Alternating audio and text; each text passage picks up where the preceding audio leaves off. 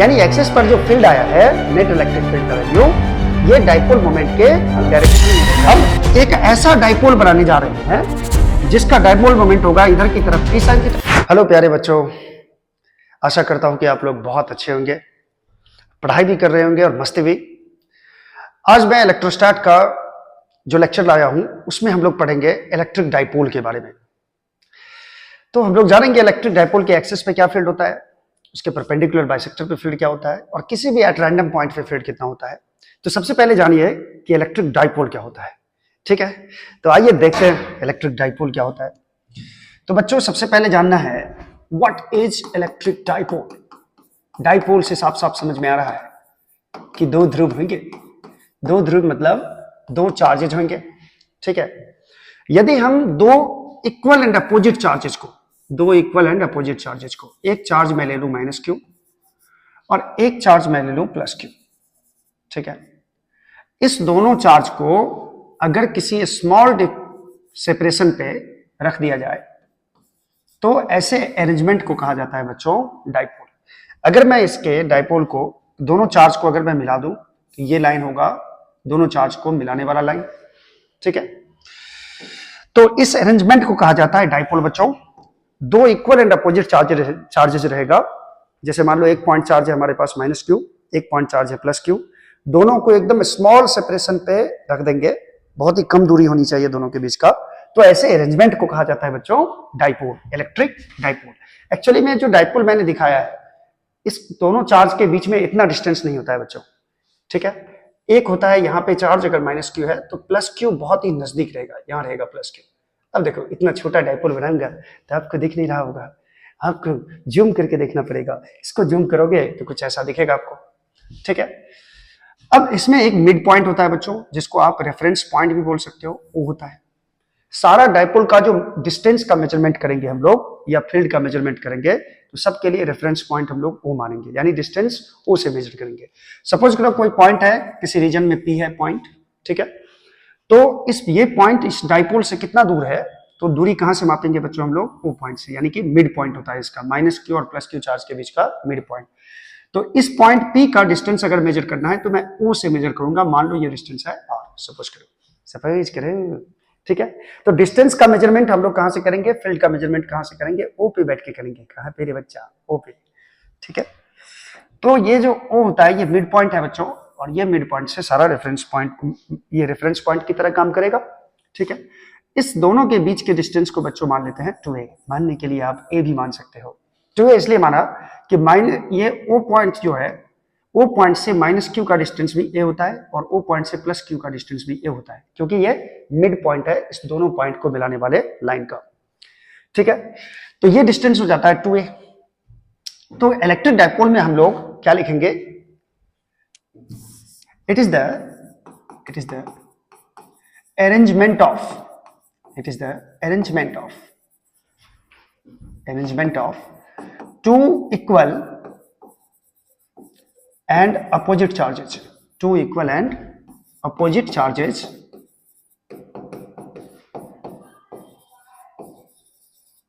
separated by a small distance, small distance।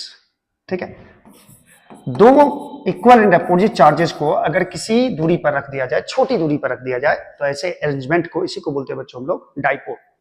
ठीक है, अगर हम बात करें कि 2a क्या है, 2a है separation between the charges,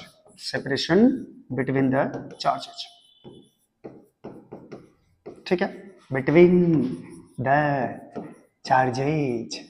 -q और +q के बीच का जो डिस्टेंस होगा बच्चों ये होगा 2a के बराबर। और इस 2a का ऑर्डर कितना होगा बच्चों, ऑर्डर मतलब ये दूरी लगभग कितने के बराबर होगा, ऑर्डर ऑफ 2a जो होता है लगभग बच्चों ये 10⁻⁴ मीटर के बराबर होता है, जो कि बहुत ही छोटा दूरी है। यानी ये दूरी जो होगा बीच का, डाइपोल के बीच, मतलब दोनों चार्ज के बीच का, ये ऑर्डर का मतलब होता है या तो दूरी होगा 2 × 10⁻⁴ मीटर या 1.5 × 10⁻⁴ मीटर, यानी 10⁻⁴ रहेगा ही बच्चा। 5 × 10⁻⁴ मीटर ऐसे लिख सकते हो। ठीक है, तो तीनों में ऑर्डर देखो, दोनों चार्ज के बीच का डिस्टेंस इस सब में से कुछ भी रह सकता है, लेकिन ऑर्डर रहेगा लगभग 10⁻⁴ मीटर के बराबर। ठीक है, ये ऑर्डर हो गया। उसके बाद O क्या है बच्चों? O is the mid point of dipole, mid point of dipole.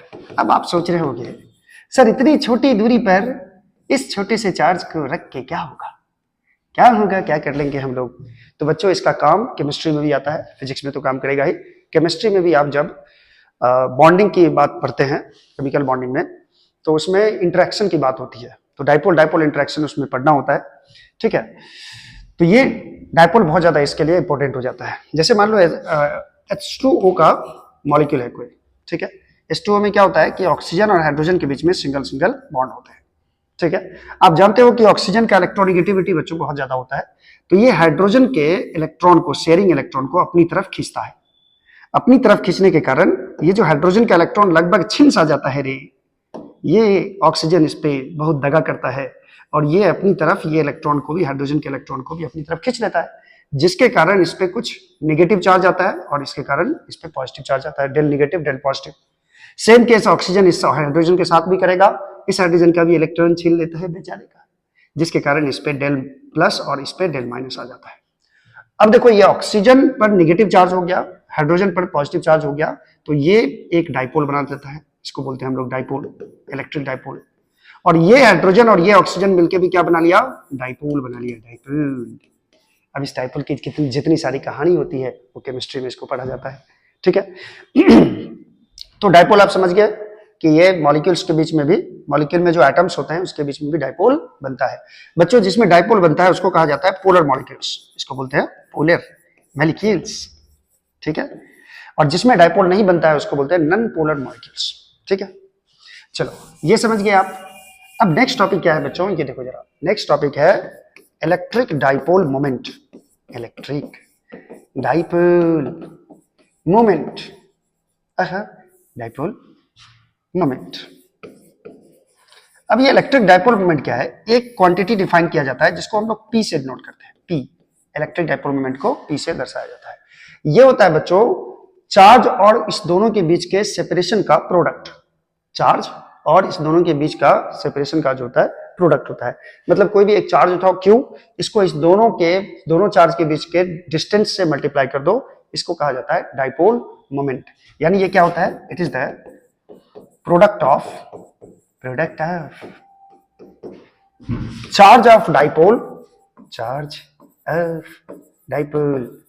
And किसका product? And separation between the dipole and separation between the charges, sorry separation, ये क्या लिखे sir? Separation between the charges, ठीक है। ये लैंग्वेज ऐसे लिख सकते हो। तो डाइपोल में ये देखो जरा, इसको P से दर्शाया जाता है और डाइपोल मोमेंट का फॉर्मूला हो जाएगा बच्चों P बराबर Q इंटू 2A। और ये एक वेक्टर क्वांटिटी होता है बच्चों, Q इंटू 2A। अब इसका डायरेक्शन किधर होगा? P बराबर Q इंटू 2A, यानी चार्ज को इस दोनों के बीच के सेपरेशन से गुणा कर दो। इस क्वांटिटी को कहा जाता है इलेक्ट्रिक डाइपोल मोमेंट, ठीक है। और ये किधर की तरफ होगा बच्चों? ये होगा डायरेक्टेड फ्रॉम, इसका डायरेक्शन भी होगा ना, वेक्टर क्वांटिटी है तो directed from negative charge to positive charge. इसका जो डायरेक्शन एज्यूम किया गया है वो negative charge to positive charge की तरफ, ठीक है। डाइपोल मोमेंट का ये डायरेक्शन होगा। तो इसे अगर डाइपोल में हम डाइपोल मोमेंट दिखाने की कोशिश करें तो डाइपोल मोमेंट का डायरेक्शन हो जाएगा माइनस चार्ज से प्लस चार्ज की तरफ, माइनस चार्ज से प्लस चार्ज की तरफ डायरेक्शन हो जाएगा इलेक्ट्रिक डाइपोल मोमेंट का, ठीक है। अब इसका यूनिट क्या हो जाएगा बच्चों? यूनिट होता है Q, चार्ज का यूनिट कूलम्ब हो जाएगा और डिस्टेंस है 2A का डिस्टेंस है तो मीटर हो जाएगा इसका, यानी कूलम्ब मीटर इसका हो जाता है यूनिट। एक अलग से यूनिट भी यूज किया जाता है बच्चों, अनदर यूनिट डिबाई यूज किया जाता है, another unit of P, unit of P is debye, Dubai नहीं, डिबाई, डी से नोट किया जाता है इसको। ये यूज किया जाता है बच्चों, यूज्ड इन एटॉमिक फिजिक्स, इसको एटॉमिक फिजिक्स में यूज किया जाता है और केमिस्ट्री में भी इसको यूज किया जाता है बच्चों, एटॉमिक फिजिक्स एंड केमिस्ट्री में भी इसको डिबाई को यूज किया जाता है। समझ में आया। ये है इलेक्ट्रिक डाइपोल मोमेंट। अगर बच्चों पूरे डाइपोल में पूछेगा नेट चार्ज कितना है, नेट चार्ज, तो देखो जितना नेगेटिव चार्ज है उतना पॉजिटिव चार्ज भी है, तो नेट चार्ज कितना हो जाएगा? Net charge on dipole net charge on dipole on a dipole. एक डाइपोल पे, यानी डाइपोल मतलब यहाँ इलेक्ट्रिक डाइपोल है बच्चों, net charge on electric dipole is zero. Zero होगा क्योंकि जितना नेगेटिव है उतना पॉजिटिव भी है। माइनस क्यू प्लस क्यू क्या हो जाएगा? जीरो हो जाएगा। क्लियर है? क्लियर क्लियर है? ये पूरे सिस्टम पे अगर चार्ज पूछेगा तो ये जीरो हो जाएगा। चाहो तो इसका स्क्रीनशॉट ले सकते हो। चलिए नेक्स्ट देखते हैं बच्चों। नेक्स्ट एक क्वेश्चन करते हैं। क्वेश्चन क्या है? बहुत ही फेमस क्वेश्चन हुआ करता था हमारे जमाने में भी, आपके जमाने में भी। एक इक्विलैटरल ट्रायंगल है, इक्विलैटरल ट्रायंगल, ठीक है, जिसका साइड दे रखा है ए। इस पे तीन चार्ज है बच्चों। एक है यहाँ पे प्लस क्यू, इसके वर्टेक्स पे, तीनों वर्टेक्स पे तीन चार्ज है। एक है प्लस क्यू और यहाँ है माइनस टू क्यू, ठीक है। और साइड दे रखा है ए। ये इक्विलैटरल ट्रायंगल है और आपसे पूछा जा रहा है find net electric dipole moment. Net electric dipole moment of the following system of charges। ध्यान से देखना, ध्यान से रे बच्चा। Following system of charges. देखो इसका नेट इलेक्ट्रिक डाइपोल मोमेंट निकालना है, तो मैं थोड़ा सा कलर चेंज कर लेता हूं, ठीक है। इसमें आप सोच रहे हो कि सर इसमें कहां से डाइपोल, ये प्लस प्लस थोड़ी डाइपोल बनाएगा सर, नहीं बनाएगा। तो देखो माइनस टू क्यू को हम दो पार्ट में डिवाइड कर देते हैं। देव पैट, एक को मैं माइनस क्यू बोल देता हूं, इसको भी मैं माइनस क्यू बोल देता हूं। अब ये माइनस क्यू यानी कि इसका एक पार्ट और ये प्लस क्यू, एक डाइपोल बना बच्चों, एक डाइपोल बना। इस डाइपोल का जो डाइपोल मोमेंट का जो डायरेक्शन होगा वो माइनस से प्लस की तरफ होगा और ये हो जाएगा, मान लेते हैं इसको P1। ये जो एक डाइपोल बना और ये माइनस क्यू को दो भाग में बांटे हैं, तो एक माइनस क्यू और एक प्लस क्यू, ये दोनों मिलकर भी ये क्या बना लेगा? एक डाइपोल बना लेगा। और इस डाइपोल का डाइपोल मोमेंट जो होगा बच्चों वो किधर की तरफ होगा? माइनस से प्लस की तरफ। इसको मैं मान लेता हूं P2। ये P2 हो गया। एक डाइपोल मोमेंट आपको इधर मिला, एक डाइपोल मोमेंट आपको इधर मिला। और आप अच्छी तरह से जानते हो कि समबाहु त्रिभुज में हर कोण 60 डिग्री के बराबर होता है। इक्विलैटरल ट्रायंगल का प्रत्येक कोण कितना कितना डिग्री होता है? 60 डिग्री होता है। अब आपके पास दो वेक्टर है, एक है P1 इधर की तरफ और एक वेक्टर है P2 इधर की तरफ, और दोनों के बीच का एंगल क्या दिया हुआ है बच्चों? 60 डिग्री दिया हुआ है। अब इसका रिजल्टेंट किधर आएगा? तो रिजल्टेंट ठीक बीच में आएगा। रिजल्टेंट इधर की तरफ आएगा रे, ऐसे आएगा रिजल्टेंट, ऐसे। कैसे रे सिंघम? ऐसे। 60 डिग्री मैं यहां से थोड़ा सा शिफ्ट कर देता हूं, 60 डिग्री यहां लिख देता हूं। और ये नेट डाइपोल मोमेंट हो जाएगा बच्चों पी नेट का वैल्यू। अब आप वेक्टर का फॉर्मूला लगा करके नेट डाइपोल मोमेंट आप निकाल सकते हैं। लेकिन P1 का क्या वैल्यू होगा और P2 का क्या वैल्यू होगा?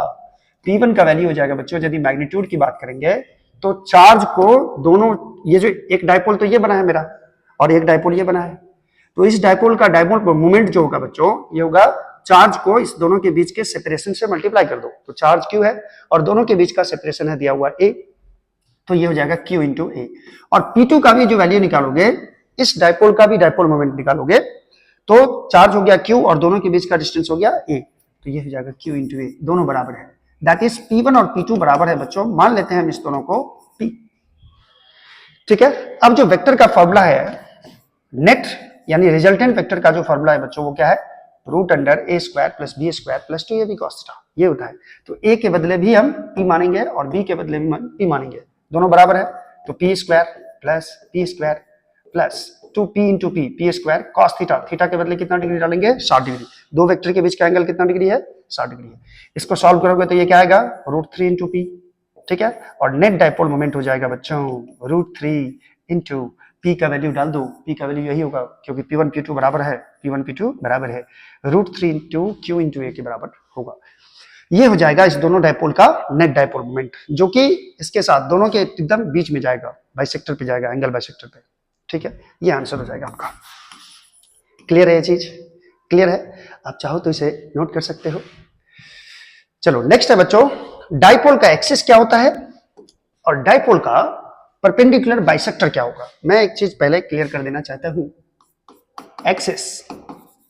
Axis and equatorial plane of dipole, equatorial plane of dipole, equatorial plane of dipole. Equatorial plane क्या होता है सर? अरे बच्चा थोड़ा सा धीरज रख, बता रहा हूं। मान लो ये माइनस क्यू चार्ज है बच्चों, एक डाइपोल मैं यहां कंसीडर करने जा रहा हूं और ये पॉइंट ए पे रखा हुआ है और इससे कुछ दूरी पर एक माइनस क्यू है यहां पे, तो यहां पे एक प्लस क्यू चार्ज रखा गया है और ये पॉइंट है बी। दोनों के बीच का सेपरेशन है 2a के बराबर, ठीक है, दोनों के बीच का सेपरेशन है 2a के बराबर। ये मान लो इसका मिड पॉइंट है O, क्लियर है। तो डाइपोल का जो एक्सिस होता है बच्चों, ये दोनों पॉइंट चार्ज को मिलाने वाला लाइन ही होता है। एक्चुअली में इसी लाइन को आगे बढ़ा दोगे या यही लाइन को आप एक्सिस बोल सकते हो, ठीक है। तो मैं इस लाइन को थोड़ा सा बढ़ा दूं, इधर भी और इधर भी बढ़ा दूं, इधर भी बढ़ा दूं, तो बच्चों इसी को कहा जाता है axis of dipole. Axis of dipole, dipole का एक्सिस हो जाएगा ये। और यहाँ पे डाइपोल कहने का मतलब है बच्चों इलेक्ट्रिक डाइपोल की बात हो रही है। किसकी बात हो रही है? मैग्नेटिक डाइपोल की नहीं। तो ये जो लाइन होता है दोनों पॉइंट चार्ज को मिलाने वाला, उसी को एक्सिस ऑफ डाइपोल कहा जाता है बच्चों। अब इक्वाटोरियल प्लेन क्या होगा? इक्वेटोरियल प्लेन क्या होगा? मैं कैसे समझाऊं, कैसे बताऊं, कैसे बताऊं जज्बात। देखो यहाँ पे ध्यान से देखना। हाँ चलो मैं इसको डाइपोल मान लेता हूँ। इसको इसको यहाँ पे है नेगेटिव चार्ज और यहाँ पे है पॉजिटिव चार्ज, ये इसका मिड पॉइंट है। तो इसके मिड पॉइंट से पास करने वाला एक ऐसा प्लेन जिस प्लेन के परपेंडिकुलर डाइपोल का एक्सिस हो। ध्यान से समझना, ध्यान से। एक ऐसा प्लेन जैसे हाथ को मेरा प्लेन मान लो, एक ऐसा प्लेन जो इसके मिड पॉइंट से पास करे और ये प्लेन के परपेंडिकुलर हो ये डाइपोल, ठीक है, प्लेन के परपेंडिकुलर हो ये डाइपोल, ऐसा रहेगा। तो मेरा हाथ का जो प्लेन हुआ बच्चों, मेरा हाथ जो हुआ जो प्लेन है, इसको बोलते हैं इक्वाटोरियल प्लेन, ठीक है। ये डाइपोल को दो इक्वल पार्ट में डिवाइड करता है। मेरा हाथ डाइपोल को दो इक्वल पार्ट में डिवाइड कर रहा है। जैसे मैं इसको कैसे इक्वाटोरियल प्लेन बनाऊंगा, तो मान लो मैंने इसे छेद कर दिया, ठीक है। मान लो ये डाइपोल का मिड पॉइंट है, ये वाला जहां से ये प्लेन पास कर रहा है, और ये माइनस क्यू चार्ज और ये प्लस क्यू चार्ज। तो ये जो बच्चों ये प्लेन दिख रहा है, ये पेज वाला जो प्लेन दिख रहा है, एक्सिस इसके प्लेन के परपेंडिकुलर है। इस प्लेन के परपेंडिकुलर एक्सिस ऑफ डाइपोल है। तो ये आपको साफ साफ दिख रहा होगा, ठीक है। इस प्लेन को बोलते हैं हम लोग इक्वाटोरियल प्लेन। देखो बच्चों, इस प्लेन में ये पॉइंट O हो गया, बीच वाला जो पॉइंट है ये O हो गया। अगर मैं इस पेज पे कहीं भी कोई पॉइंट लूंगा और इसको O से मिलाऊंगा, तो ये लाइन इस एक्सिस के साथ 90 डिग्री का एंगल बनाएगा। यहां पे भी मैं कोई पॉइंट लूंगा, अगर यहां पे इस प्लेन के इस पॉइंट पे प्लेन पे पॉइंट लूंगा, तो और इस पॉइंट को मैं यहां से मिलाऊंगा O पॉइंट से, तो ये भी लाइन जो होगा ये एक्सिस के परपेंडिकुलर होगा। कहने का मतलब हम इसमें कोई भी लाइन ड्रॉ करेंगे इस प्लेन में, तो ये एक्सिस के परपेंडिकुलर ही होगा। इसी को बोलते हैं बच्चों इक्वाटोरियल प्लेन। इसको ध्यान से देख लो, इसी फिगर को मैं यहां बनाने वाला हूं। अच्छी तरह से देख लिया, इक्वाटोरियल प्लेन समझ गया। तो इक्वाटोरियल प्लेन मैं बनाने जा रहा हूं। एक ऐसा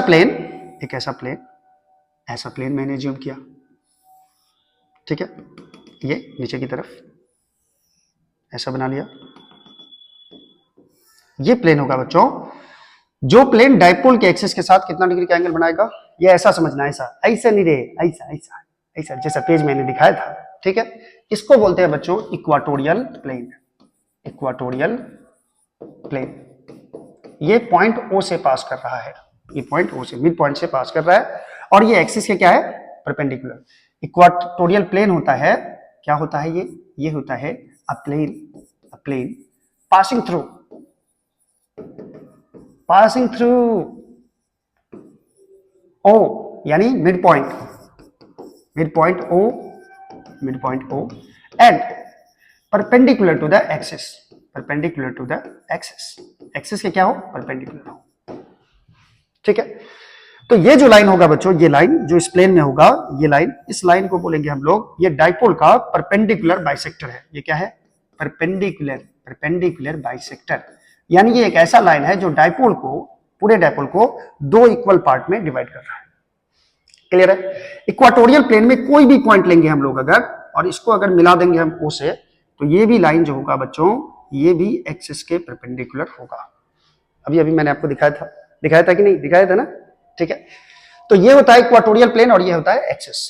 तो डाइपोल के एक्सिस पे भी इलेक्ट्रिक फील्ड निकालना है। एक्सिस पे कोई पॉइंट दिया रहेगा, यहाँ पे कोई पॉइंट रहेगा P, यहाँ पे बोलेगा कि इलेक्ट्रिक फील्ड क्या होगा डाइपोल के कारण। और इक्वाटोरियल प्लेन के में भी कोई भी अगर पॉइंट रहेगा, मान लीजिए यहाँ P, ये दूरी दिया रहेगा R के बराबर, तो इस पॉइंट पे फील्ड कितना होगा ये हम लोग को निकालना है। ठीक है, तो आइए मेरे साथ डाइपोल के एक्सिस पे बैठते हैं। चलिए नेक्स्ट टॉपिक है बच्चों इलेक्ट्रिक फील्ड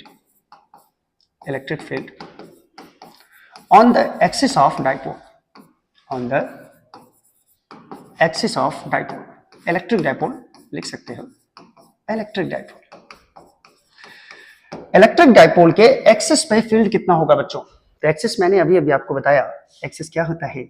ये मान लो माइनस क्यू चार्ज है, ये मान लो मैंने बोला तो मान लो, और यहां है प्लस क्यू चार्ज। ये पॉइंट है ए, ये पॉइंट है बी, ठीक है, और ये मिड पॉइंट है ओ। ये भी डिस्टेंस ए है, ये भी डिस्टेंस ए है, जिससे कि ये डिस्टेंस हो जाता है टोटल दोनों चार्ज के बीच का दूरी। ठीक है, ये भी दूरी ए है, ये भी दूरी ए के बराबर है। एक्सिस क्या होता है, एक्सिस ये होता है, ये एक्सिस है। इधर भी आप बना सकते हो ऐसे, इस लाइन को आगे बढ़ा दो तो ये एक्सिस हो गया, एक्सिस ऑफ डाइपोल। एक्सिस पर कोई पॉइंट है एक, एक्सिस पर कोई पॉइंट है, मान लो ये एक्सिस है, इस पे कोई पॉइंट है बच्चों, मान लो ये है पॉइंट, और इस पॉइंट पर P पर डाइपोल इलेक्ट्रिक फील्ड निकालना है। इस पॉइंट P पर किसके कारण, डाइपोल के कारण यहां पे इस पॉइंट P पे फील्ड निकालना है। ये क्या हो गया डाइपोल का एक्सिस, ये क्या हो गया एक्सिस, एक्सिस बैंक हो गया। ठीक है, और ये P पॉइंट जो है ये O से कितनी दूरी की कितने यूनिट की दूरी पर है, R यूनिट की दूरी पर है। ऐसा मैंने मान लिया कि ये R यूनिट की दूरी पर है O से। डिस्टेंस कहां से मेजर करते हैं, हमेशा O से मेजर करते हैं। ठीक है, तो यहां से P पॉइंट कितना दूरी पर है, R यूनिट की दूरी पर है। ठीक है बच्चों, तो इस P पॉइंट पर इस डाइपोल के कारण फील्ड निकालना है। OP इक्वल टू दे रखा है R, OP equal to R दे रखा है। ठीक है, तो P पॉइंट पर फील्ड निकालना है। We have to find electric field at point P। और ये कोई बड़ी बात नहीं है, ये कोई बड़ी बात नहीं है, सुपरपोजिशन प्रिंसिपल लगा दो, electric field at point P। और ये पॉइंट P कहां है बच्चों, on the axis of dipole. Clear है, चलिए अब शुरू हो जाते हैं दूसरे कलर से। दूसरा कलर से जो भी करूंगा बच्चों वो मैं खुद करने जा रहा हूं। ठीक है, चलो इस पॉइंट पर जो फील्ड होगा बच्चों, ये माइनस क्यू चार्ज के कारण भी यहां फील्ड होगा, और प्लस क्यू चार्ज के कारण भी फील्ड होगा। ठीक है, तो चूंकि ये पॉइंट जो है प्लस क्यू चार्ज के नजदीक है, तो इसके कारण जो फील्ड होगा बच्चों, इसको मैं मान लेता हूं E प्लस। इसको क्या मान लेता हूं, E प्लस, या आप इसको मान लो EB। चूंकि ये B पॉइंट पे है चार्ज, इसलिए इस B पॉइंट पे जो चार्ज है इधर की तरफ मैंने फील्ड मान लिया EB। ठीक है, और यहां पे इस पॉइंट पे माइनस क्यू चार्ज के कारण भी फील्ड होगा। तो माइनस क्यू चार्ज के कारण जो इस पॉइंट पे फील्ड होगा वो किधर की तरफ होगा, तो माइनस क्यू चार्ज के तरफ ही होगा, क्योंकि नेगेटिव चार्ज के कारण किसी पॉइंट पे फील्ड जो होता है वो चार्ज की ओर होता है फील्ड। लेकिन ये P पॉइंट इस माइनस क्यू चार्ज से थोड़ी दूरी पर है with respect two plus Q charge.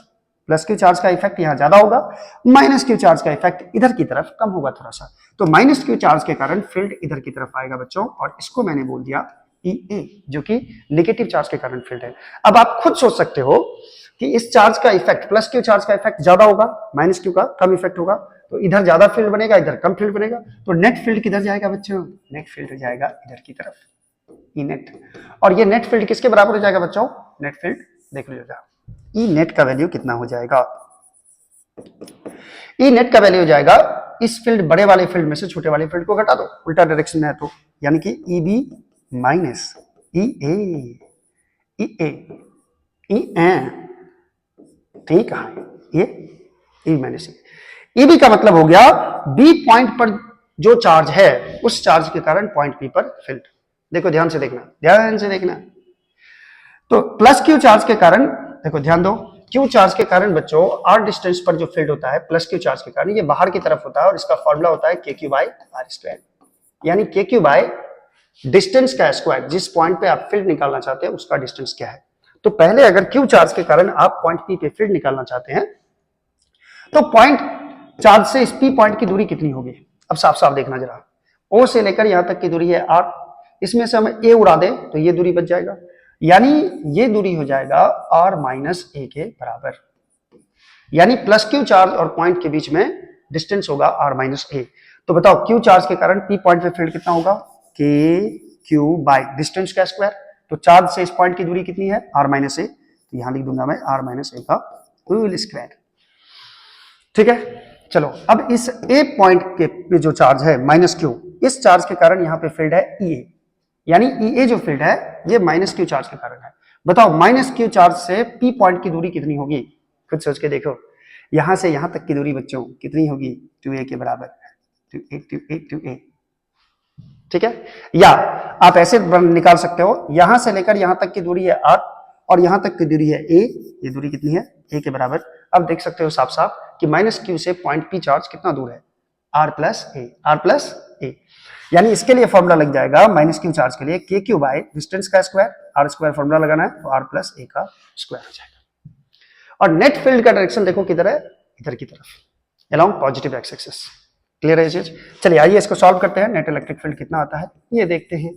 Net electric field रे के क्यू बच्चों कॉमन आ जाएगा, के क्यू। चलिए इसको सॉल्व किया जाए, ये हो जाएगा 1 बाय आर माइनस ए का whole square plus 1 by R plus A का होल स्क्वायर। इसको सॉल्व किया जाए, इसको सॉल्व किया जाए, के क्यू एलसीएम आ जाएगा R minus A into R plus A का होल स्क्वायर। और एलसीएम को नीचे में लिखा रहे, नीचे में रहे, R minus A into R plus A का टोटल का होल स्क्वायर, ये आ जाएगा नीचे में। ठीक है, ठीक है। और यहां पे आ जाएगा बच्चों आर प्लस ए का whole square, are plus A का होल स्क्वायर, और यहां पे आ जाएगा आर माइनस ए का whole square, are minus A का होल स्क्वायर। चलिए इसको सॉल्व किया जाए, सॉल्व करने पर क्या मिलेगा, ये तो आज देखेंगे हम लोग कि net electric field axis of dipole पे कितना होता है। ई नेट का वैल्यू कितना हो जाएगा बच्चों, तो यहां लगेगा फॉर्मूला ए प्लस बी का होल स्क्वायर प्लस ए माइनस बी का होल स्क्वायर। याद करो ए प्लस बी का whole square minus a minus b का होल स्क्वायर जो होता है बच्चों, ये 4ab के बराबर होता है, 4ab के बराबर होता है। ये फॉर्मूला पता होगा। तो ए प्लस बी का, या पूरा ब्रेक करके देख लो, ए प्लस बी का होल स्क्वायर पे तोड़ो इसको, ए माइनस, अच्छा ये हम प्लस का साइन नहीं है बच्चों, हाँ कितना बड़ा मिस्टेक कर रहा हूँ, कितना बड़ा मिस्टेक रे, यहाँ पे माइनस का साइन है और यहाँ पे भी माइनस का साइन होगा। तो यहाँ पे आप ए प्लस बी का होल स्क्वायर लगा सकते हो, माइनस ए माइनस बी का होल स्क्वायर, तो इसमें से घटाओगे तो ये बचेगा 4ab 4r into a by, इसको सॉल्व करोगे तो a minus b into a plus b का फॉर्मूला लगा दो तो ये हो जाएगा r square minus a square का होल स्क्वायर, और क्यों नहीं होल स्क्वायर। ठीक है बच्चों, ठीक है। चलो ये नेट इलेक्ट्रिक फील्ड होता है बच्चों एक्सिस पे, एक्चुअली में यही होता है, एक्चुअली में यही होता है। ठीक है, लेकिन लेकिन लेकिन ये जो बच्चों ए होता है, ए का मतलब है कि दोनों चार्ज के बीच का जो डिस्टेंस है उसका आधा, ये ए के बराबर है। दोनों चार्ज के बीच का जो डिस्टेंस है उसका आधा ए के बराबर है। ठीक है, तो यहां पे बच्चों ये जो ए होता है, आपको मैंने क्या बताया था याद कीजिए, डाइपोल होता है बहुत छोटा, डाइपोल बहुत छोटा, माइनस क्यू यहाँ होता है, प्लस क्यू यहाँ होता है। अब सोचो ए डिस्टेंस ये होगा, ठीक है, और यहां से जो एक्सिस पर कोई पॉइंट पी लोगे, यहाँ पे एक्सिस ये है, यहाँ पे मैंने पॉइंट पी लिया और ये डाइपोल के मिड पॉइंट से कितनी दूरी पर लिया, आर की दूरी पर लिया। बताओ ए लेंथ ये होता है और आर देखो कितना बड़ा है, आर यहां से लेकर यहां तक है, यहां तक। तो ये जो ए होता है बच्चों ये आर से बहुत ही ज्यादा छोटा होता है, ए जो होता है बहुत ही ज्यादा छोटा होता है, ये आर से ये जो डिस्टेंस होता है ए, ये बहुत छोटा होता है, इसीलिए हम लोग ए स्क्वायर को नेग्लिजिबल कर सकते हैं, ए स्क्वायर को नेग्लिजिबल कर सकते हैं। ठीक है, तो देयरफॉर एक्सिस पे जो फील्ड हो जाएगा बच्चों नेट इलेक्ट्रिक फील्ड का वैल्यू ये हो जाएगा 4ra बाय, इसको नेग्लेक्ट कर दो, इसको नेग्लेक्ट कर दो, तो आर स्क्वायर का क्या हो जाएगा, स्क्वायर हो जाएगा, यानी आर का पावर कितना हो जाएगा 4 हो जाएगा। अच्छा के क्यू छूट रहा है, यहाँ पे के क्यू दे दो बच्चों, के क्यू, क्योंकि यहाँ पे है ना कॉमन। ठीक है, यहाँ पे भी क्या दे दो, के क्यू। क्यों छूट रहे सर, आप इतना मिस्टेक क्यों कर रहे हैं, कहाँ है आपका दिमाग, के क्यू, यहाँ भी क्या हो जाएगा के क्यू। ठीक है, तो एक आर यहां पर से बच्चों कट जाएगा, ध्यान से देखना, ध्यान से देखना। तो एक आर यहां पे कैंसिल हो जाएगा, तो यहां आर क्यूब बचेगा। तो यहां क्या क्या बचा है देखो जरा, ई नेट बराबर बचा है 4, के क्यू को मैं पहले लिख रहा हूं और ए को बाद में लिख रहा हूं, डिवाइडेड बाय आर क्यू मिल रहा है। अब मैं इसको 4 को 2 इंटू के लिख दूं और यहां पे 2 को ए क्यू और ए के बीच में डाल दूं, ये देखो ये लिखना सही होगा, Q और A के बीच में मैंने 2 डाल दिया और एक 2 को मैं बाहर लिख दिया, तो 2 2 जा 4, फिर भी वही बात है। Q इंटू 2 क्यों लिखे सर, Q इंटू 2A बच्चों, Q इंटू 2A इसलिए लिखा, इसको हम लोग डाइपोल मोमेंट बोलते हैं। इसको क्या बोलते हैं, डाइपोल मोमेंट। चार्ज और दोनों चार्ज के बीच के सेपरेशन को मल्टीप्लाई करते हैं तो डाइपोल मोमेंट मिलता है। तो यहां पे मिलेगा 2kp/r³, 2kp/r³। ये नेट इलेक्ट्रिक फील्ड हुआ कहां पे बच्चों? एक्सिस पे, ई एक्सिस। अब ये एक्सिस पे फील्ड ये होगा, ये आपको याद रखना है, ये आपको किसी भी तरह याद रखना है। अब इसका डायरेक्शन किधर होगा बच्चों? डायरेक्शन क्या होगा, ध्यान से देखना। नेट इलेक्ट्रिक फील्ड का डायरेक्शन इधर की तरफ था, इधर की तरफ, और इधर की तरफ डाइपोल मोमेंट का भी डायरेक्शन होता है, डाइपोल मोमेंट का। यानी एक्सिस पर जो फील्ड आया है नेट इलेक्ट्रिक फील्ड का वैल्यू, ये डाइपोल मोमेंट के डायरेक्शन में होता है बच्चों, डाइपोल मोमेंट के डायरेक्शन में। यानी डाइपोल मोमेंट के डायरेक्शन में एक हम यूनिट वेक्टर मान लेते हैं पी कैप। क्या मान लिए? P cap. तो आप पी कैप लिख सकते हो, या फिर in the direction of dipole moment of लिख सकते हो, in the direction of dipole moment of लिख सकते हो। ठीक है, चलो इसका स्क्रीनशॉट ले लो।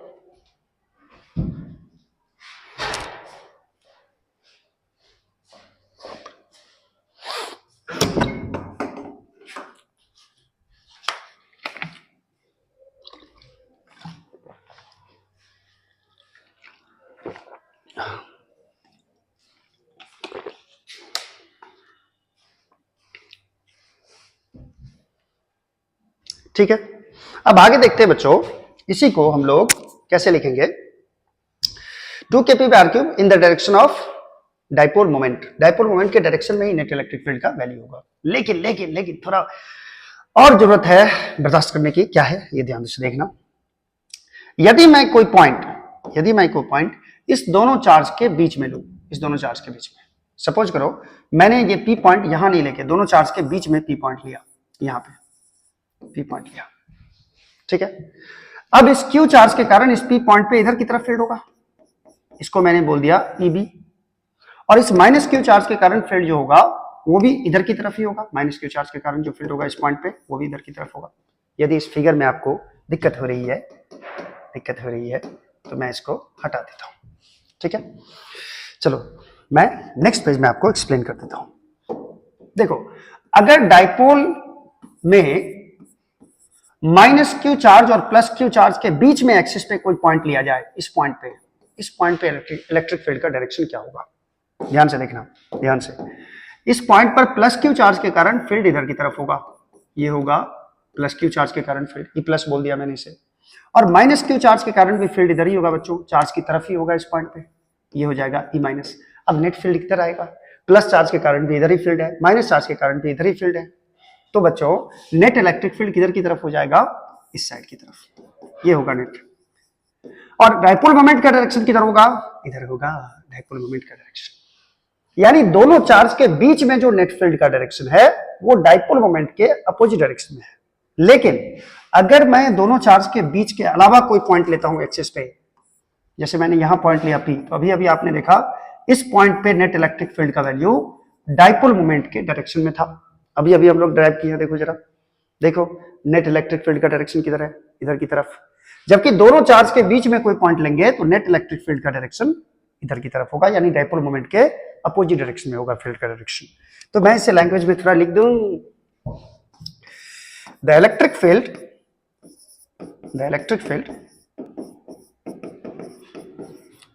on the axis of electric dipole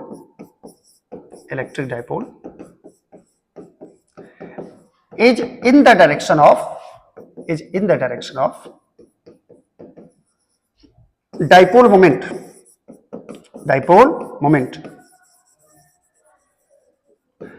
However, जबकि in between the charges, दोनों चार्ज के बीच में देखो फील्ड का डायरेक्शन किधर है? जिस डायरेक्शन में डाइपोल मोमेंट है उसके अपोजिट डायरेक्शन में नेट इलेक्ट्रिक फील्ड का डायरेक्शन है।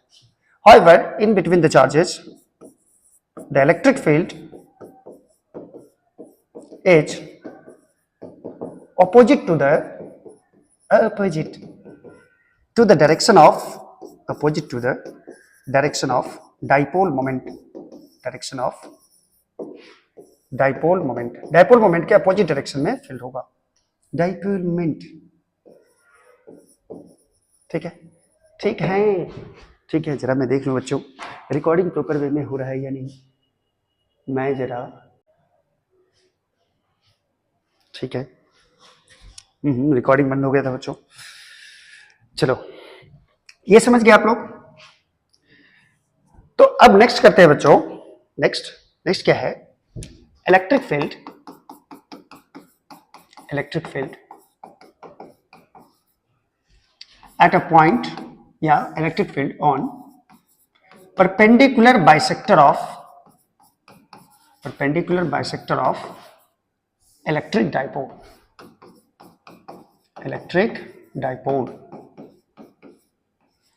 इलेक्ट्रिक डाइपोल के परपेंडिकुलर बाइसेक्टर पे किधर की तरफ फील्ड होगा? चलो आओ इसको भी निकालते हैं, चलो ये है मान लो माइनस क्यू चार्ज जो पॉइंट ए पे रखा हुआ है, और ये है मान लो प्लस क्यू चार्ज जो कि पॉइंट बी पे रखा हुआ है, और ये है मिड पॉइंट बच्चों ओ, और दोनों के बीच का सेपरेशन है 2a के बराबर। ठीक है, इसका जो परपेंडिकुलर बाइसेक्टर होगा बच्चों, एक ऐसा लाइन जो डाइपोल को दो इक्वल पार्ट में डिवाइड करे। ये मान लो यही लाइन है जो डाइपोल को दो इक्वल पार्ट में डिवाइड कर रहा है। ठीक है, और डाइपोल के एक्सिस के परपेंडिकुलर भी है, इसको बोलते हैं परपेंडिकुलर बाइसेक्टर। जो डाइपोल के एक्सिस के परपेंडिकुलर हो एक लाइन और इसके मिड पॉइंट से पास करता हो। ठीक है, चलो इस पे एक पॉइंट दिया हुआ है P, इस पे एक पॉइंट दिया हुआ है P, और ये दूरी है बच्चों यहां से O से यहां P का डिस्टेंस जो है ये R के बराबर है। ठीक है, यहां पे हम लोग को निकालना है इलेक्ट्रिक फील्ड। इस डाइपोल के कारण इस P पॉइंट पे इलेक्ट्रिक फील्ड निकालना है, यानी परपेंडिकुलर बाइसेक्टर पे एक पॉइंट है जिसकी दूरी है R के बराबर। ठीक है, और डाइपोल के दोनों चार्ज के बीच में 2a का डिस्टेंस है। इतना चीज आपको पता है, बस आपको इलेक्ट्रिक फील्ड निकालना है P पॉइंट पे। ठीक है, तो कैसे निकलेगा फील्ड बच्चों? सबसे पहले हम लोग क्या करेंगे, यहां पे सबसे पहले देखो प्लस क्यू चार्ज के कारण यहां पे फील्ड कितना होगा, तो मैं इस दोनों पॉइंट चार्ज को पॉइंट P से मिलाना पड़ेगा। पॉइंट चार्ज के ये मैं खुद से कर रहा हूं बच्चों, ध्यान से देखना। हाँ, ये ले लेता हूं, क्यू चार्ज को P पॉइंट से मिलाओ, तो इसके कारण जो फील्ड होगा बच्चों, यानी प्लस क्यू चार्ज के कारण जो फील्ड होगा इस पॉइंट पे, ये बाहर की तरफ होगा। इसको मैंने बोल दिया E, बी पॉइंट पे है इसीलिए मैंने इसको बोल दिया EB। ठीक है, और माइनस क्यू चार्ज के कारण यहां पे फील्ड कितना होगा, तो माइनस क्यू चार्ज को पहले इससे मिलाओ, इससे मिला, माइनस क्यू को मिला, इसको मैंने मिला दिया इसे। ठीक है, और माइनस क्यू चार्ज के कारण इस P पॉइंट पे जो फील्ड होगा बच्चों, ये इधर की तरफ होगा, ये इधर की तरफ, माइनस क्यू चार्ज के तरफ ही होगा, और इसको मैंने बोल दिया EA। ठीक है, ये दूरी नहीं पता, देखो येलो कलर से जो भी दिया हुआ है बच्चों ये पहले से दिया हुआ है। ठीक है, व्हाइट कलर से मैं जो भी ये फिगर बना रहा हूं ये मैं खुद से कर रहा हूं, ये इसको कंस्ट्रक्शन बोल सकते हो। ये दूरी मान लेते हैं हम लोग x, नहीं पता, ये भी दूरी मान लेते हैं हम लोग x। ठीक है, अगर ये एंगल मैं मान लू थीटा, तो ये एंगल भी क्या हो जाएगा बच्चों, थीटा हो जाएगा, क्योंकि ये परपेंडिकुलर बाइसेक्टर है। ठीक है, दोनों एंगल क्या करेगा, सेम करेगा। अब सपोज करें कि मैं यहां पे ये इसको मान लो मैं y एक्सिस बोल देता हूं, इस लाइन को मैं y एक्सिस बोल देता हूं। ठीक है, एक मिनट रुक जाओ, थोड़ा सा फिगर पीछे कर लो रे बच्चा, नीचे कर लो फिगर। हाँ, नीचे कर लीजिए सर, कोई दिक्कत नहीं है, कीजिए। मैं इसको थोड़ा सा बस ये नीचे आ जाए। ठीक है, मैं थोड़ा इस एक्सिस को बढ़ा देता हूं बच्चों, मैं थोड़ा इस एक्सिस को बढ़ा दूं रे, थोड़ा सा बढ़ा दूं। इसको मैं मान लेता हूं y एक्सिस, और एक एक्सिस और ड्रॉ कर रहा हूं, इसको मैं मान लूंगा x एक्सिस। ठीक है, इसको, तो ये हो गया मान लो x एक्सिस और ये हो गया y एक्सिस। बच्चों ये एंगल थीटा होगा, तो ये एंगल भी नहीं, ये एंगल थीटा नहीं होगा।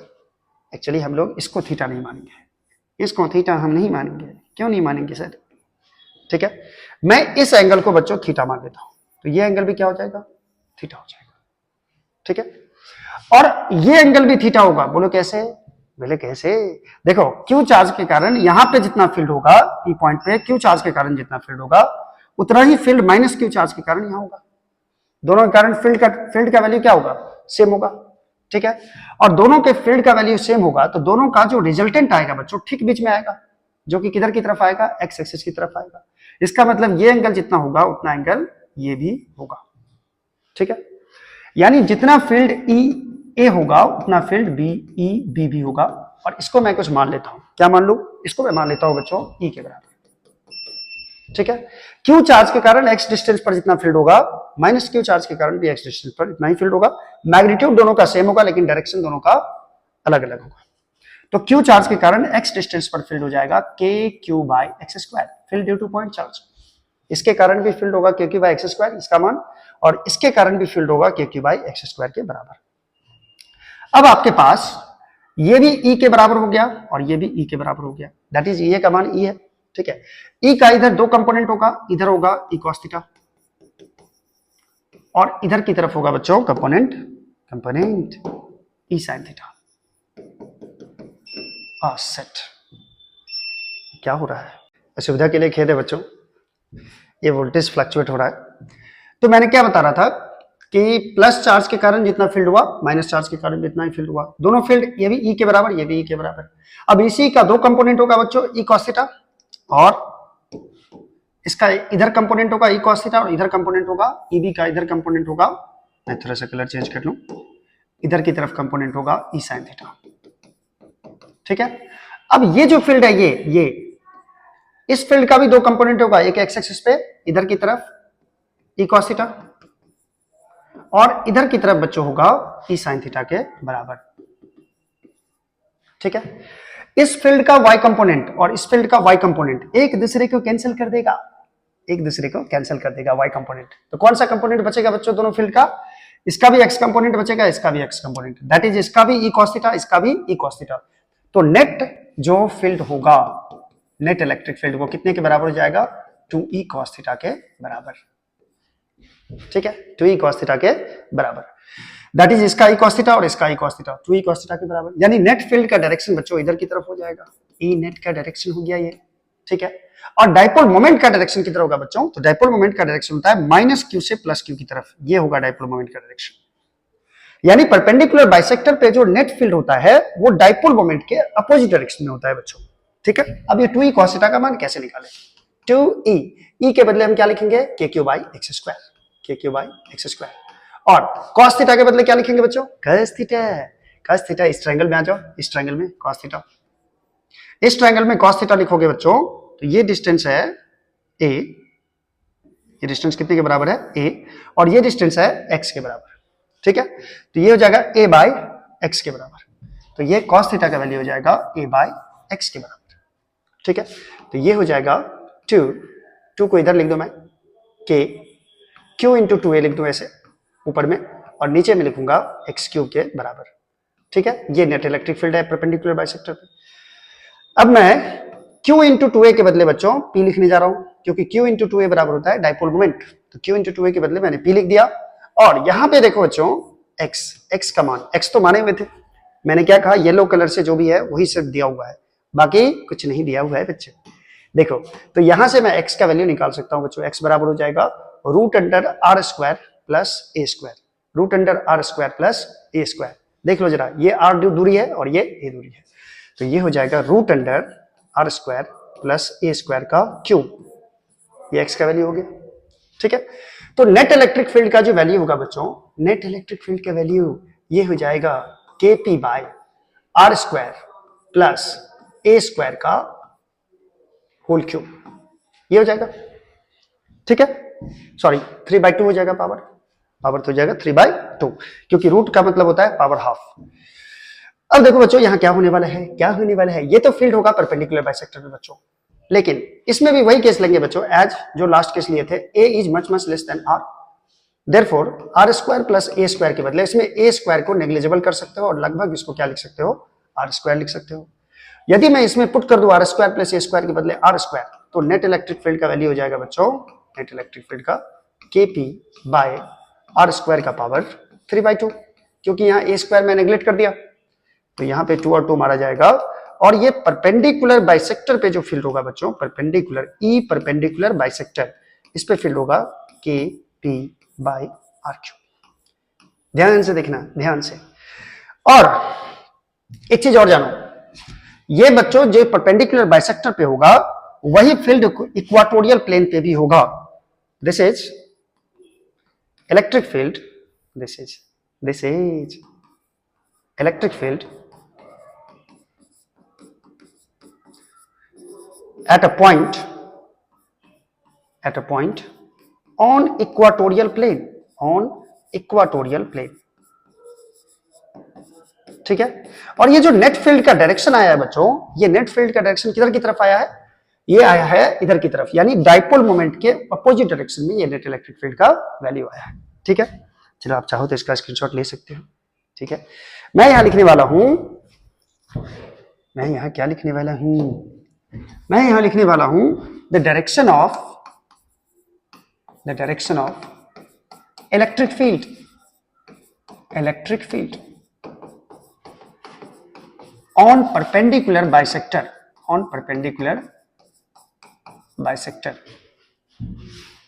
is in the is opposite to the direction of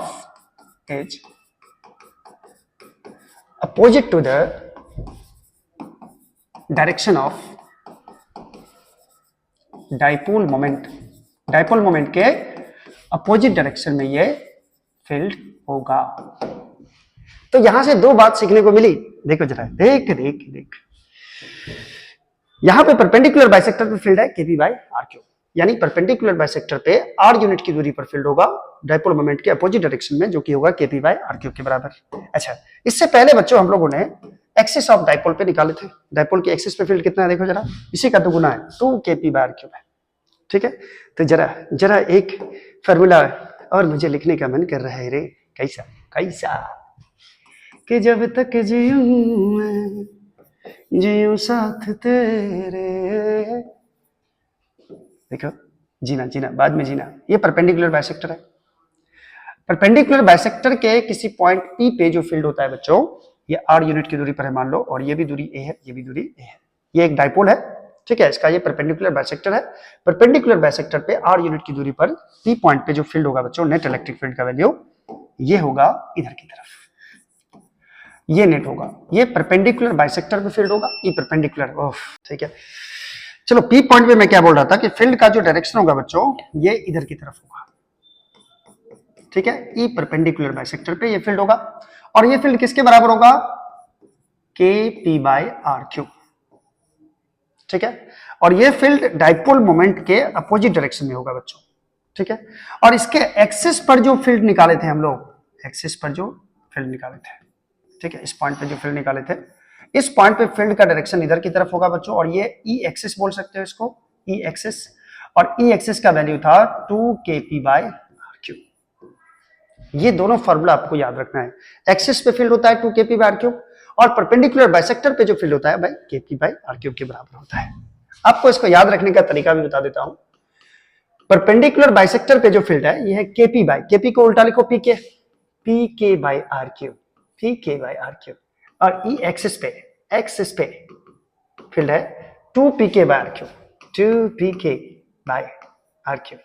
याद रखने का तरीका क्या है, देखो परपेंडिकुलर बाइसेक्टर ऐसे है, ये है परपेंडिकुलर बाइसेक्टर, तो 1 pk, एक pk खड़ा है, एक pk आदमी खड़ा है, देखो खड़ा है परपेंडिकुलर बाइसेक्टर, और ये 2 pk, 2 pk कहां गया, लुढ़क गया, 2 pk कहां पे है, एक्सिस पे, 2 पिया ढेर हो गया, यानी कि एक्सिस पे फील्ड हो जाएगा 2 pk, 2 pk ढेर हो जाएगा, टल्ली हो जाएगा, तो ये एक्सिस पे आ जाएगा, यानी कि सो जाएगा, और 1 pk, तो एक pk आदमी खड़ा है, बस लड़खड़ा रहा है परपेंडिकुलर बाइसेक्टर, ठीक है। तो ये आपको याद रखने का तरीका है कि परपेंडिकुलर बाइसेक्टर पे 1 pk बाई आर क्यू और एक्सिस पे 2 pk बाई आर क्यू होता है। तो ये फील्ड होता है बच्चों एक्सिस पे डाइपोल के कारण और परपेंडिकुलर बाइसेक्टर पे। क्लियर है ये चीज, क्लियर है। चलो अब देखते हैं बच्चों, इसी कॉन्सेप्ट का यूज करते हैं, और कहीं पे भी एट रैंडम पॉइंट पे अगर आपको इलेक्ट्रिक फील्ड निकालने के लिए बोल दिया डाइपोल के कारण, तो कैसे निकालोगे, किसी भी पॉइंट, एक particular point, electric field at any point due to electric dipole के कारण किसी भी पॉइंट पे इलेक्ट्रिक फील्ड का वैल्यू क्या होगा, इसको जरा ध्यान से देखना। इसमें थोड़ा वेक्टर भी यूज होगा बच्चों, इस चीज को अभी आपको देखना है। चलिए मैं एक डाइपोल लेता हूं, मैं क्या कर रहा हूं, एक डाइपोल ले रहा हूं। गुलाबी आंखें जो तेरी देखी, शराबी ये दिल, थोड़ा सा और नीचे कर लो, थोड़ा सा और, माइनस क्यू चार्ज, और ये आ गया प्लस क्यू चार्ज। ठीक है, ये एक डाइपोल है और ये इसका मिड पॉइंट है, मिड पॉइंट है ओ जी।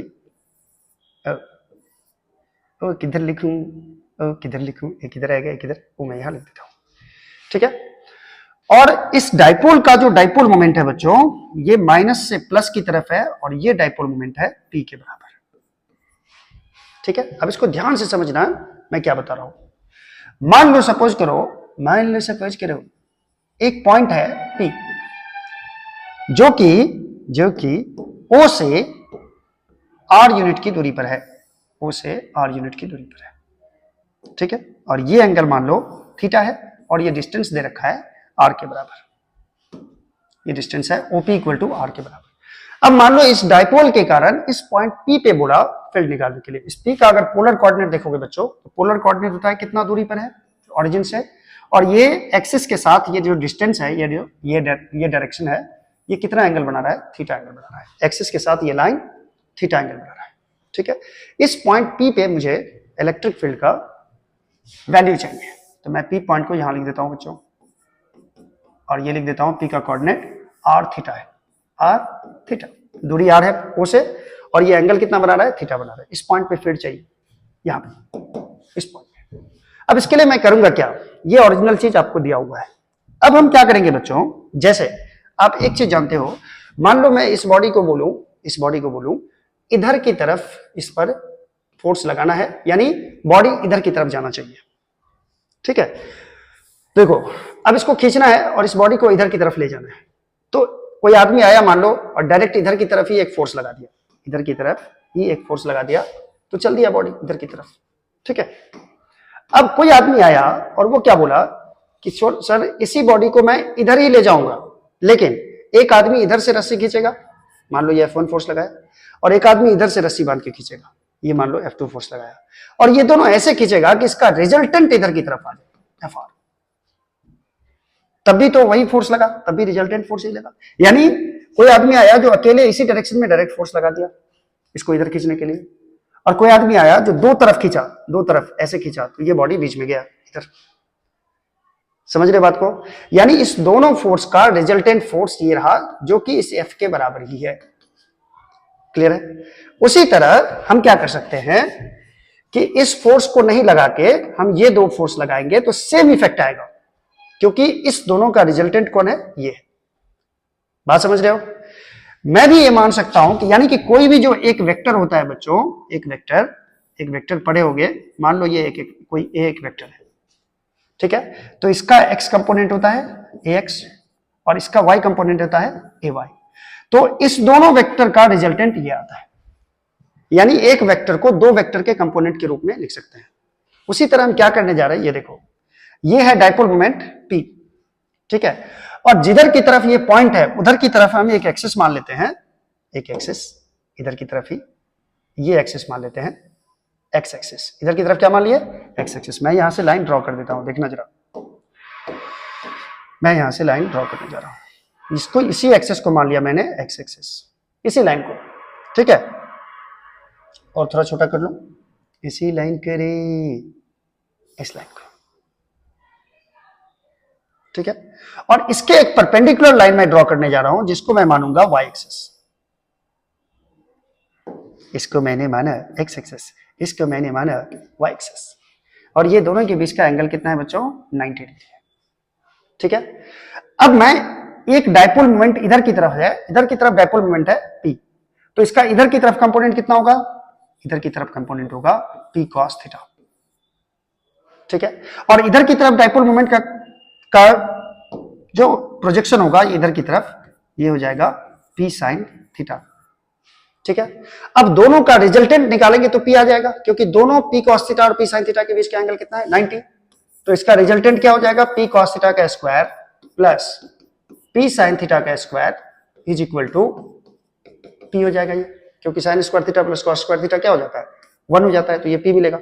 इसका मतलब हम एक ऐसा डाइपोल बनाने जा रहे हैं जिसका डाइपोल मोमेंट होगा इधर की तरफ p sin थीटा, और एक इधर भी डाइपोल मान लेते हैं जिसका डाइपोल मोमेंट होगा p cos थीटा।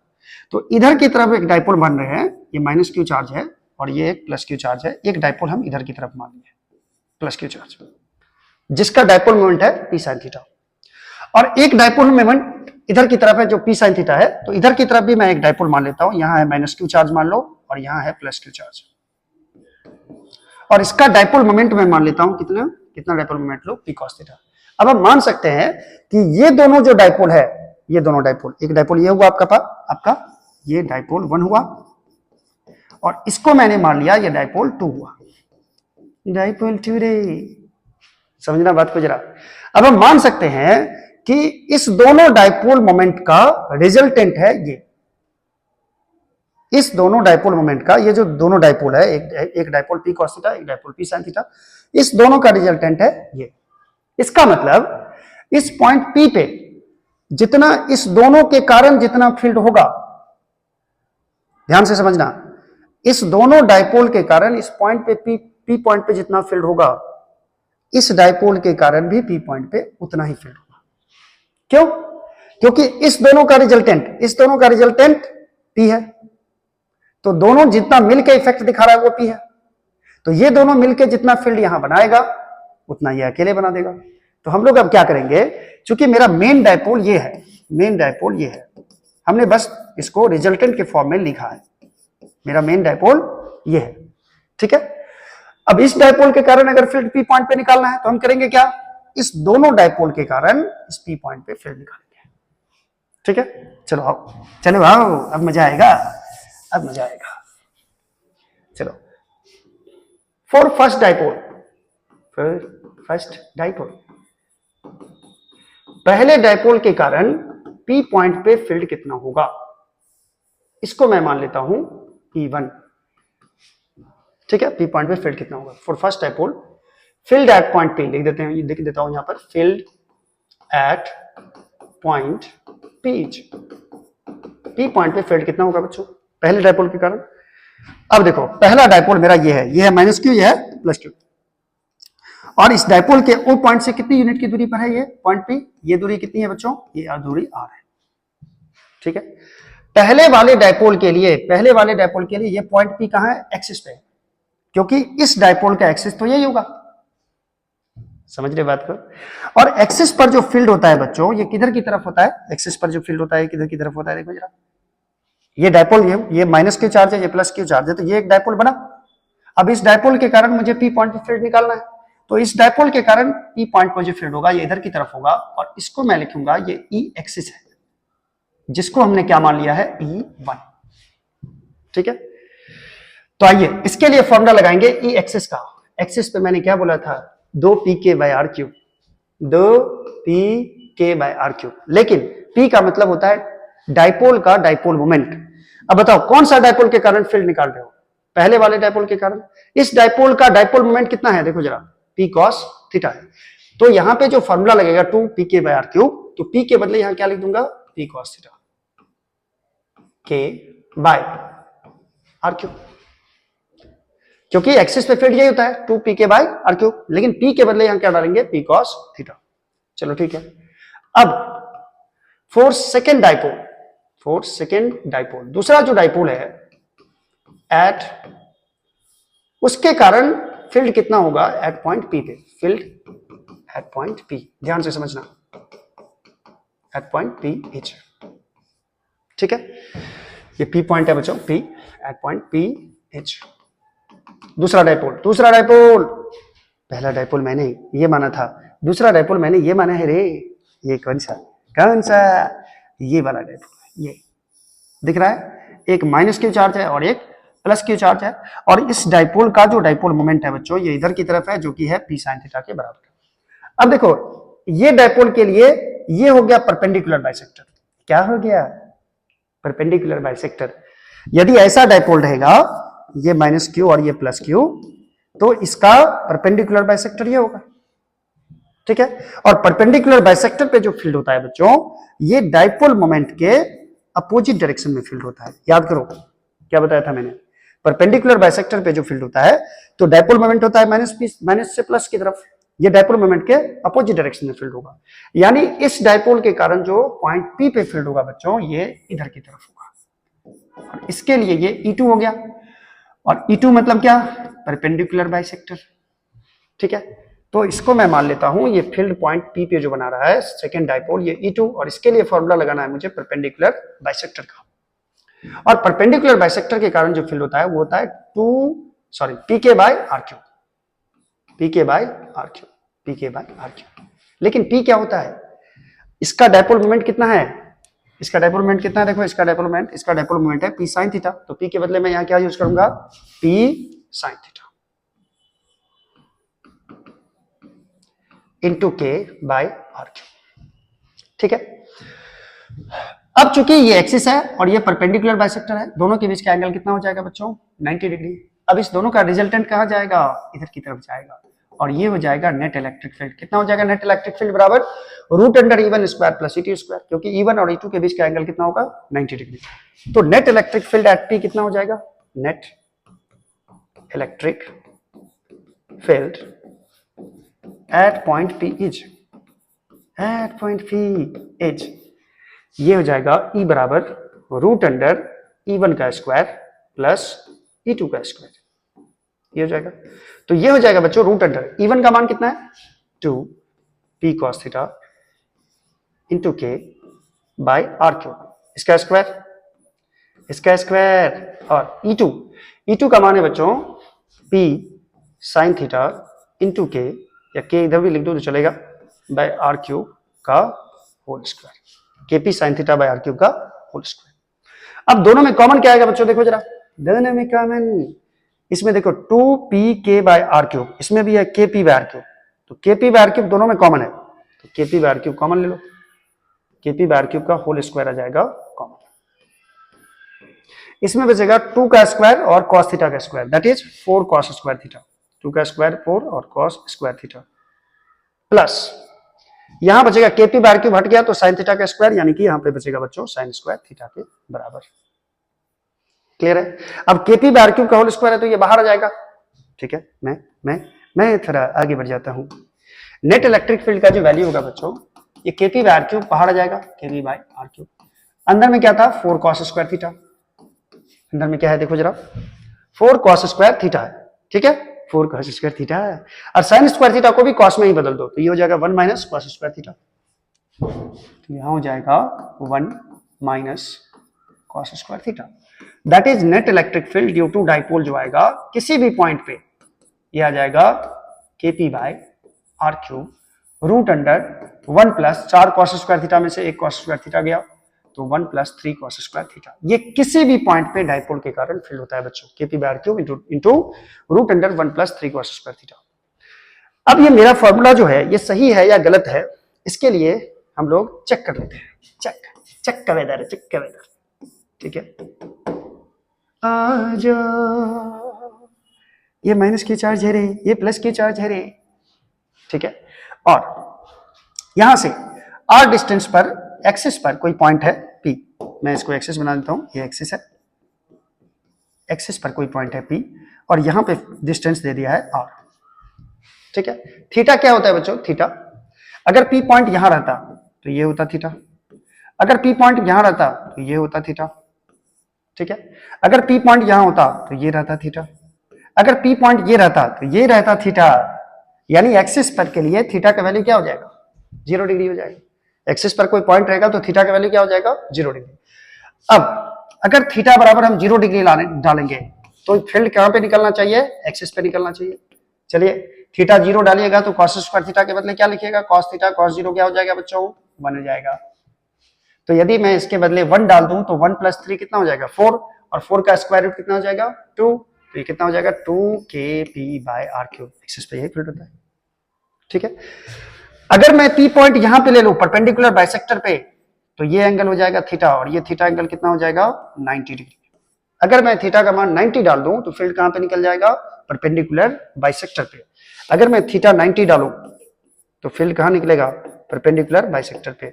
अब बच्चों यहाँ पे cos थीटा यानी कि cos 90 का वैल्यू क्या हो जाएगा, 0 के बराबर। अब आप इसको 0 कर दो, cos थीटा का मान 0 हो गया, तो क्या बचेगा, kp by r cube into 1, that is kp by r cube. इसका मतलब ये किसी भी पॉइंट पे फील्ड देगा। अब थीटा बराबर मान लो 60 डिग्री दे दिया, तो 60 डिग्री पे निकाल लो कितना फील्ड होगा, ठीक है। तो ये किसी भी पॉइंट पे डायपोल के कारण फील्ड होता है बच्चों, ठीक है। चलो आप चाहो तो इसका भी स्क्रीनशॉट ले लो, इसका भी, ठीक है, इसका भी ले लो। चलो, तो ये था बच्चों इलेक्ट्रिक डायपोल की कहानी।